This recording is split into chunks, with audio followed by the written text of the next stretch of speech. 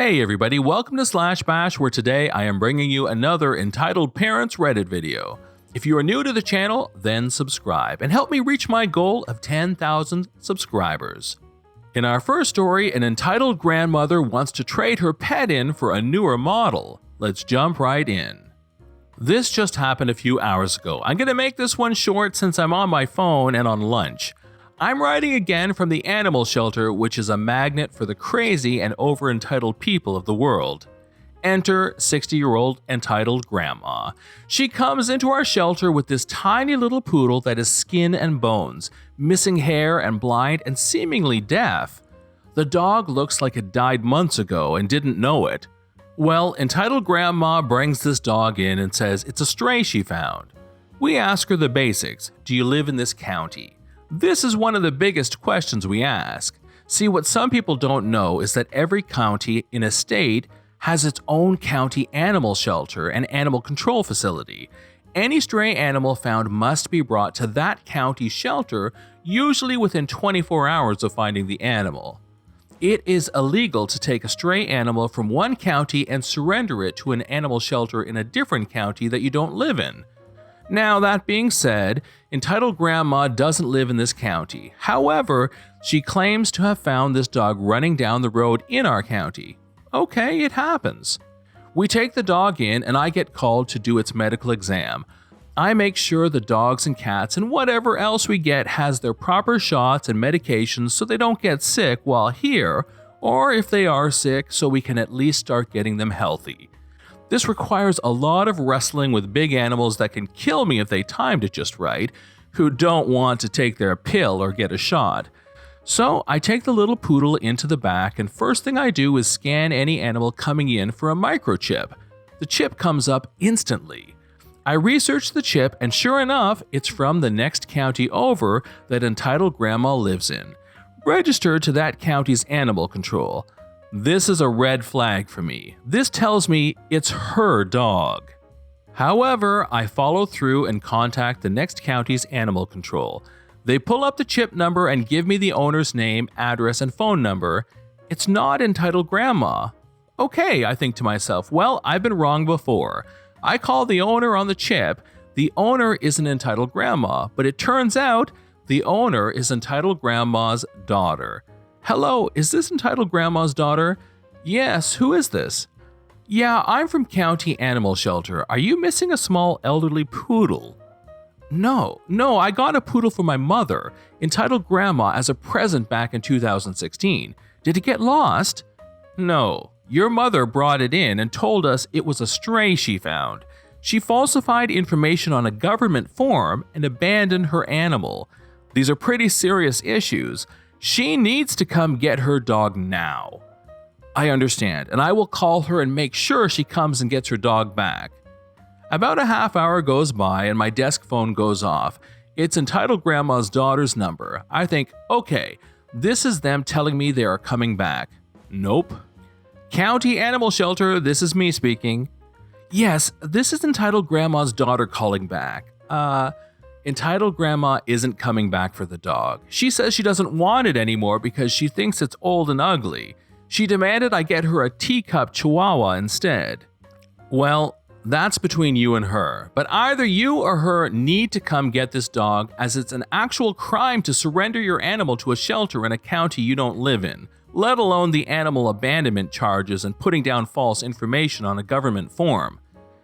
I understand, but I work in another county and can't make it in time to get the dog. Then your mother needs to be an adult and come get her dog. She's got till the end of the day, otherwise we will be filing a police report. Well, she's old. She shouldn't have to deal with this kind of stress. She should have considered that before she lied to us and abandoned her animal. Have you even seen this dog? It's skin and bones. You are aware that animal cruelty is a felony in this state, right? Fine, I'll come get her damn dog. We close at these hours. She hangs up, I go to lunch.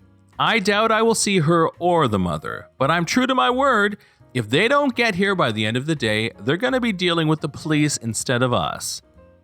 Here's a quick update. With 3 minutes left to go till we close and no entitled grandma's daughter or entitled grandma in sight, This will now become a police matter. I gave them plenty of time to get here, now they can deal with felony charges.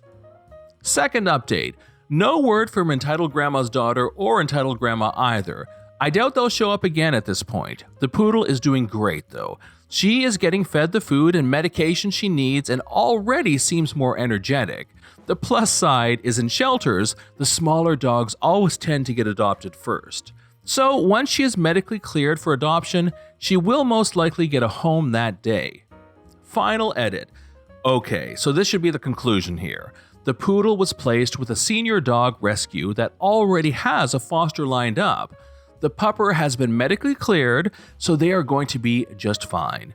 As for Entitled Grandma, the police made contact. She committed the crime in this county, therefore she is having charges placed against her in this county. As for when the court date is or any further information in the case, I won't be included in that, as it is now between the Entitled Grandma and the county. I do know that it is not going to go well for her.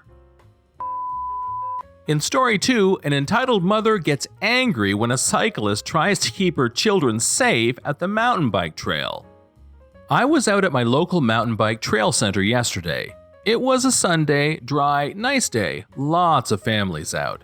There's a run maybe about 30 meters consisting of 4 or 5 berms, tight turns with high banks, and then a jump. It's a really good jump for practicing on, so I'm doing little loops there. There was a woman standing on top of the first berm, 30 meters away from the jump. This is mildly important information, taking pictures and not actually watching the mountain bikes coming towards her. This is a super dangerous place to be. If someone comes in wide on the berm or slides over the crest, they're taking her down with them. She's not technically in my way though, so I just kind of think, your funeral, and get on with my riding. I do a few loops on this little stretch, and then after maybe 4, there's a toddler, basically as young as I've ever seen someone ride a bike without training wheels, whatever age that is, and maybe 6-year-old just kind of frolicking on top of the jump. I yell, "Move out of the way!" a few times. They don't. I swerve off the trail, come to a stop, double back and tell them in a tone I would describe as very stern, but not scolding, that hanging out, not moving in the middle of a high-speed mountain bike trail is not only dangerous for me, but extremely dangerous for themselves. At this point, Berm Lady is jogging over screaming, not yelling, screaming, "Do not talk to my children like that!" So I tell her, or attempt to, she's just repeating her screaming at me at this point, that I wouldn't have to talk to her children if she had been keeping them safe or had taught them how to stay safe in what is an inherently dangerous environment.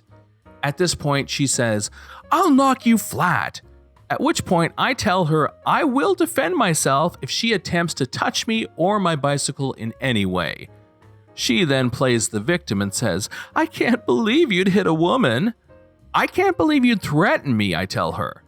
For reasons I still don't really understand, at this point I begin again, trying to explain how dangerous her children's behavior was, not just for me, but for themselves. She just keeps shouting, "Who do you think you are?" I say, "My name is blank." She cuts me off with, "I don't care who you are." So I asked her, "Then why the flip do you keep asking?" The entitled mother then demanded I apologize to her daughter for swearing, and I told her she'd lost the right to ask me to do anything and expect me to accommodate when she threatened me. The entitled mother repeats her demands, and over her non-stop screaming, I attempt to tell her that I promise hearing me say flip is a lot less dangerous to her toddler than being mowed down by a mountain bike. I swear to God, something about having children that aren't old enough for a parent to have grown to resent just a little bit turns people into bloody psychos. This is John from Slash Bash. Thanks for watching. If you've enjoyed the video and want to see more of them, then please hit that subscribe button. We'd love for you to drop a like and share it with your friends, and we will see you in the next one.